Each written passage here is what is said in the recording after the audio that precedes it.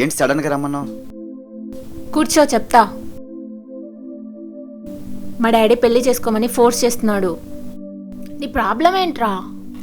నా ఫ్రెండ్ చనిపోయే షాక్ నుండి నేను బయటికి రాలేకపోతున్నా. ఆఫీస్కి కూడా రావట్లేదు, నీకు తెలుసు కదా. మీ ఫ్రెండ్ వాడి టైం వచ్చి యాక్సిడెంట్లో చనిపోయాడు. వాడి చావుని వాడు నిర్ణయించుకునే ఛాన్స్ లేదు. కానీ నువ్వు చేసుకోవాలనుకుంటున్నది సూసైడ్. అంటే నీ చావును నువ్వు నిర్ణయించుకునే ఛాన్స్ ఉంది. నీ ఫ్రెండ్ లాగానే నీ చావు వచ్చే వరకు బ్రతుకు, అది కూడా నీకు నచ్చినట్టు బ్రతుకు. అలాగే నీ ఫ్రెండ్ డ్రీమ్ నెరవేర్చు. నీలాంటి గర్ల్ ఫ్రెండ్ దొరకడం నాకు చాలా అదృష్టం.